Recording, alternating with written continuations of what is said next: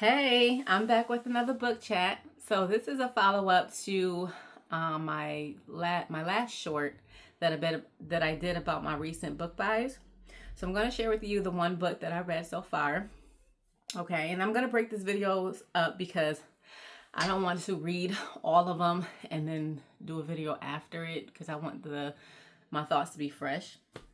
Okay, so the first book hold up. If I have not introduced myself, I'm Aruka. Okay, I'm just here for book chats and also to share some scriptures, some for us women, because the number one book in my life is the Holy Bible. Okay, but I do like books, for entertainment purposes and also to learn. Okay, so the first book that I read in that group, let me fix my hat, is Brooklyn by Tracy Brown. Okay, this book is so pretty. I love the colors. I love the colors in this book. So first and foremost, rest in peace to Tracy Brown. I learned that she passed away in 2023. And I was drawn to this book because the name Brooklyn. I absolutely love the city, mainly Brooklyn and Harlem. I love books that take place in those boroughs, or about characters named after those boroughs. So that's what drew me into wanting to read this book. Okay. All right. Now, this Brooklyn is about a teenage church girl named Brooklyn.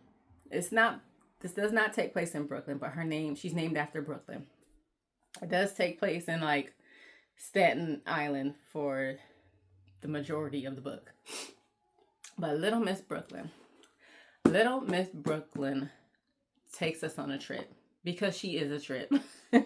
Okay, this book actually took me back to my teenage, early adult years because urban fiction is what I used to always read before I branched out.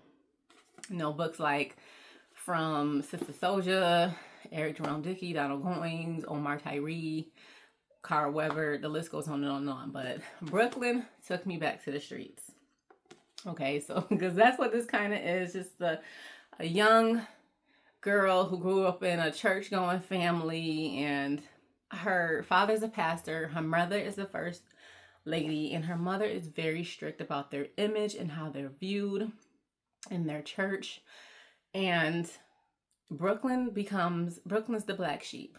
She becomes the black sheep, okay? But overall, I felt bad for Brooklyn, okay? Because the story starts off in the beginning. You'll read that Brooklyn experiences something traumatizing, right? And then, once she shares what happened with her family and her mother, she is like swept under the rug. And her mother just plays it off, and that's what plants the seed, this seed in Brooklyn. And she becomes the serial survivor. And one thing I know about those type of people are they're pretty dangerous. They're scary, they're dangerous, and you got to watch out for those type of people because they will do anything to survive and get what they need. They don't care about nobody else's feelings, okay? And that's kind of how the story unfolds in Brooklyn. Okay, so you'll also know that she is murdered, and like there's I don't know what to call it, but in the beginning she's murdered. You learn that in the beginning you learn that she's murdered, and then her story plays out. Okay, so yeah, Little Miss Brooklyn, she's a trip. Okay, she goes into survival mode, and she's just on this journey, on this whim to just survive, to get what she wants, to be who she wants to be. And she's just literally betraying everyone she knows, picking them off one by one as she goes along. Okay. So, but I felt, even after all of that, I really felt bad for Brooklyn because clearly there's some deep-rooted mommy issues here. Okay, that is the seed that was planted, like some deep-rooted mommy issues, and she just goes on about it the wrong way. So, yeah, overall, I enjoyed this book. At the end of the book, I was shocked. I was shocked to learn how she got murdered. Because I was reading, I'm like, okay, well, where's the thriller? This feels more like a drama.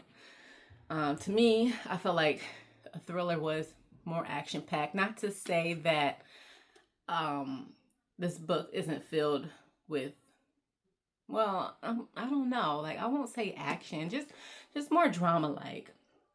But you get the thriller of it at the end of the book. And then I'm like, oh shoot. Dang. She went out like that. Like, but yeah.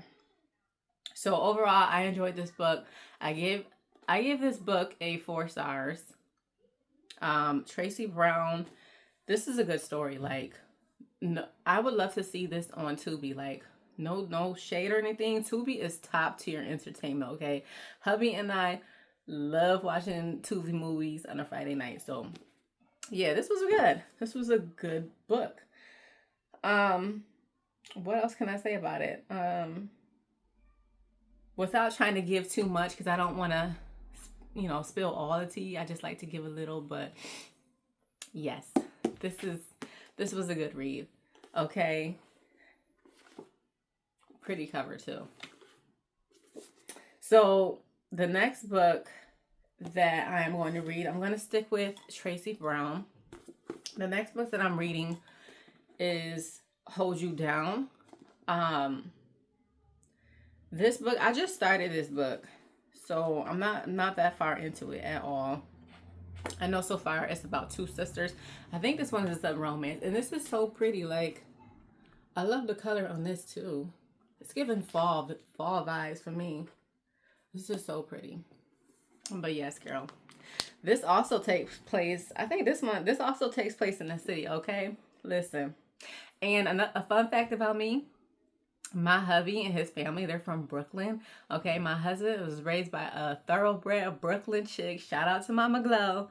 The Lord just knew what I wanted. That's how much I love the city. The Lord sent me a man who was raised by a thoroughbred, okay? Let me stop. But yeah, so that's it. I'm looking forward to reading this one. Like I said, Tracy Brown, she tells a good story, like a good urban fiction story. So we're going to see how this one is next. So that is all. That is all. I won't take up too much of your time, girl. My husband, kids is running wild. But I will chat with y'all in the next video. Hey, don't forget to leave me a heart emoji in the comment section. Thank you. Ooh, baby. Gotta get you home with me tonight. Hey, hold up, let's take it from the top. I Fox gets my swerve on, floss pure rocks, and a 6 drop boo, and it don't stop. See money looking alright, yeah, what up, prop?